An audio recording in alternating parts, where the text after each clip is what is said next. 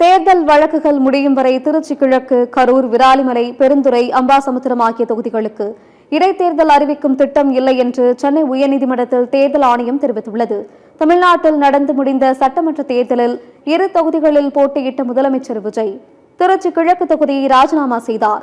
அதேபோல கரூர் தொகுதி MLA MR. Vijayabaskar, Viralimalai தொகுதி MLA C. Vijayabaskar, Perundurai MLA Jayakumar, Ambasamudram MLA Isakki Subbaiah ஆகியோர் ராஜினாமா செய்தனர்.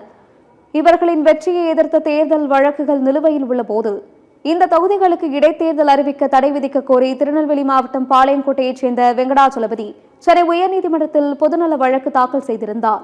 இந்த வழக்கை விசாரித்த உயர்நீதிமன்றம் 5 தொகுதிகளுக்கும் இடைத்தேர்தல் அறிவிக்க தடை விதித்தது. இந்த தடையை நீக்க கோரி மனுக்கள் தாக்கல் செய்யப்பட்ட நிலையில் இந்த வழக்கு தலைமை நீதிபதி சுஷ்ருத் அரவிந்த் தர்மாதிகாரி மற்றும் நீதிபதி ஜி. அருள்முருகன் அமர்வு முன் மீண்டும் விசாரணைக்கு வந்தது. அப்போது தேர்தல் ஆணையம் தரப்பில் பதில் மனு தாக்கல் செய்யப்பட்டது.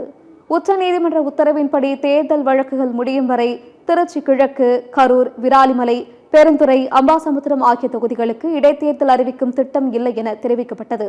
தேர்தல் ஆணையத்தின் பதில் தவறு என முதலமைச்சர் விஜய் தரப்பில் எதிர்ப்பு தெரிவிக்கப்பட்டது. தமிழ்நாடு அரசு தரப்பில் 5 தொகுதிகளில் மக்கள் பிரதிநிதிகள் இல்லாத நிலை ஏற்பட்டுள்ளதால் இந்த வழக்கை விரைந்து விசாரிக்க வேண்டும் என கேட்டுக் கொள்ளப்பட்டது.